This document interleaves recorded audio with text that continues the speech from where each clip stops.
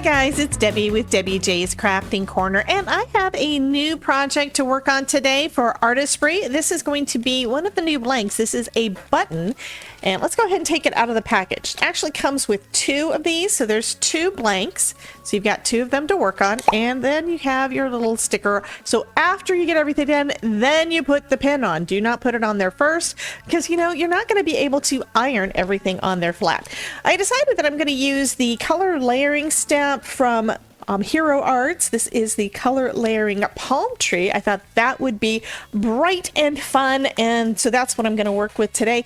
And because I want to do also some little bit of ink blending on my blank, I'm going to use some cardstock for this. So everything's going to be done onto cardstock.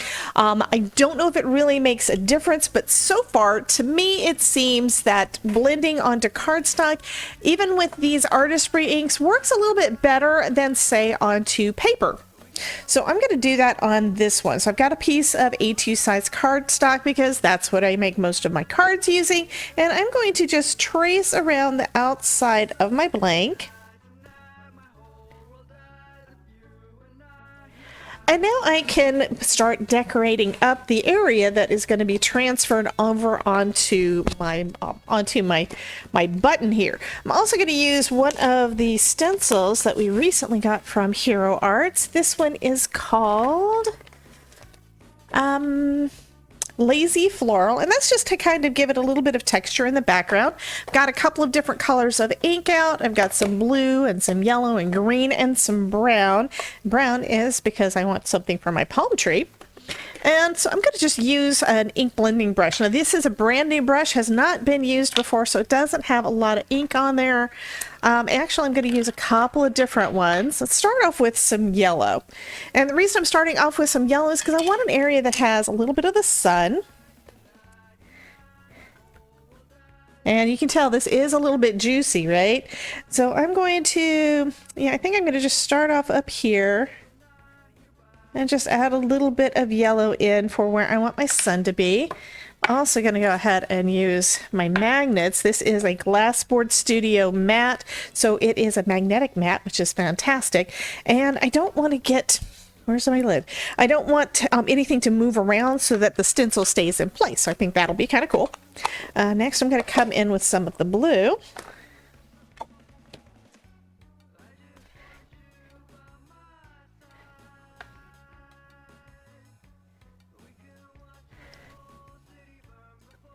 And these are translucent inks, and that I think is really, really fun because they're going to kind of layer over the top of one another, meaning when I stamp down my palm tree, you're going to be able to see it over the blue in the background because, of course, it's going to be a little darker.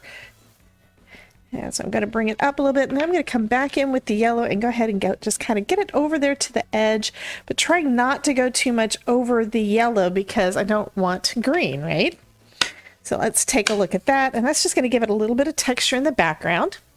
Move my stencil off to the side. I'll need to wash that in a bit. And I'm going to come back in with some of that yellow, kind of go over it. So we're going to have two different shades of the yellow down right now. Okay, so we've got one that's for our sun, we've got one color of yellow that's going to be lighter and the other one's going to be darker. Same thing with the blue, because I'm going over the entire area and using up some of that ink that I left on my desk to get that. Basically, I'm not going to waste my ink. Don't want to waste the ink, and I think that is turning out pretty good. I think I am going to also, though, go over the edges a little bit further, have it coming out a little bit further outside of that line, just in case I don't get everything lined up perfectly. There we go. And this in itself would make a real pretty button all by its lonesome. But I'm going to add one of the palm trees here. Now the palm trees in this stamp set, this is a layering stamp set. So we've got the main color of our stamp, of our tree, and then we've got some details. So I'm going to try it with just layering up some of the brown ink and see how that one does. I don't really know for sure. And then we've got the same kind of thing with some green. So I've got my green ink here too. I'm thinking that as long as it doesn't go too dark on the first layer, we should be fine. I'm putting a second layer on there and using the same ink to get a different shade. So let's start with the brown, and I want to leave plenty of space up here for my branches. Okay, so I think I'm going to come up, and it doesn't really matter which direction I go, because you know what, it's a button, it's a circle, so you can always turn it and decide when you put your thing on the back. So let's go with just here. So there's my brown, and we've also got some new multi-purpose cleaner. Now, my problem is that the staining you're seeing on this stamp is where I added the wrong type of ink, and I really did stain it. Alcohol ink does not come off of this, and that's something I have never actually, in all the time that I've been stamping, I've never actually tried that. So this ink cleaner seems to work pretty well, but it's not going to take the alcohol ink off there. Let me grab my next stamp that's not stained. And for this one, I'm just going to add some black ink. So here's my black. I don't really need a lot. I just need it up near the top. And then I'm going to line that right up over my palm tree. And you really can't see it. And it looked, I already got it off center a little bit.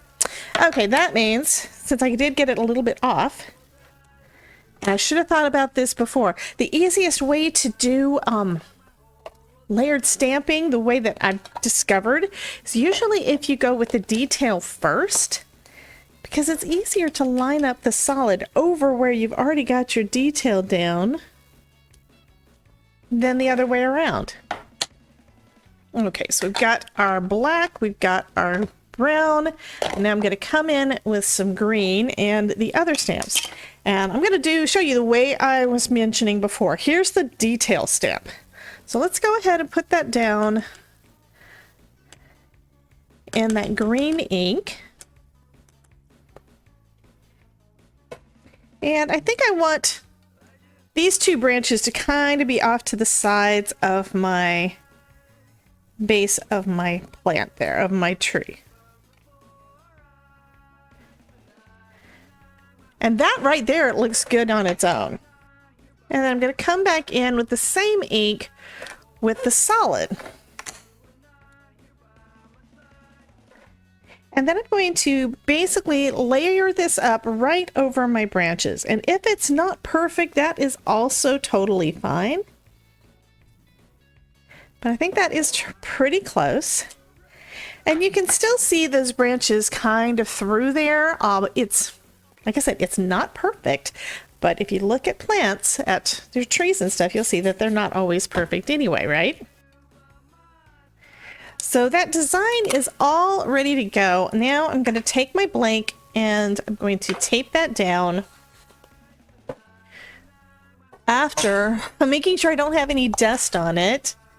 So I'm going to tape it, the surface down onto my blank right at that circle. And then I'm going to just add some of this heat resistant tape.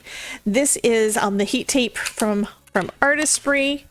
You do want to make sure you're using heat tape and not something like washi tape or scotch tape, because if you do that, it's not going to work the way it's intended. This is basically designed to protect everything from from transferring. So you do want to make sure you're using the heat tape.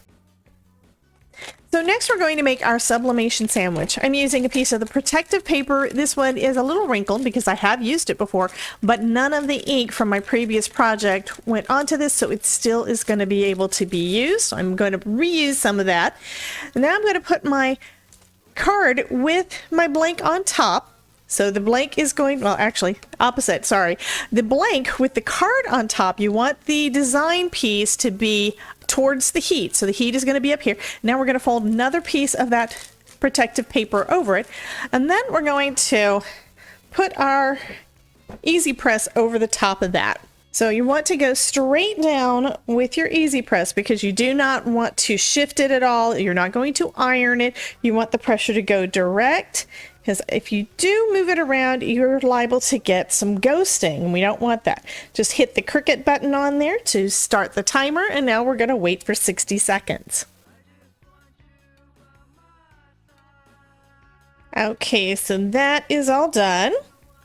Let's move the Cricut Easy Press off to the side, and then we can take a look and see how this did. See whether or not we got a good impression. I am going to put on my heat-resistant gloves, though, to protect my hands, because anytime you're using heat like this, it can get pretty hot, and you don't want to burn yourself. Okay, this piece, because it has, you can see there's ink on there, this one has to go in the trash now. It cannot be used again. So let's take a quick peek and see how that did. I'm just going to lift up one piece of the tape. Oh, and that looks good. And there we go. That is lovely. Okay, so I have let it cool down a little bit. It is still a little warm, but I think it's cool enough that I can go ahead and add my pen. Now I'm taking a look at this one to see exactly how it works. It has the little groove underneath it, and for my preference, I like to make sure that that's at the bottom. So I'm going to have it on my project like this, okay? And I think I want the angle of my tree to be about like that, so I'm going to flip it straight over. So it should be in right about the right spot. Again, double checking, making sure that that pen is where I want it. And then taking off the release paper, and then I'm just going to put that right in the middle there. So when I'm wearing this one, it's going to look about like that. So I think that that turned out super cute. This I think would be really good for me to wear either on a shirt, to kind of show off some of my artsiness, or actually on that canvas bag that I made a little while ago. I think that would be really cool on there too. And to be honest, I think this might be strong enough for me to have like a key, or say a badge for like Creativation or something that I'm planning on going to soon too. So I think that turned out really cute. You guys have a wonderful day. Remember, if I can make it, you can too. And this was such a quick and easy project. Be sure to check out this playlist over here to see more projects where I'm using Artesprix products, and I will talk to you soon. Bye guys.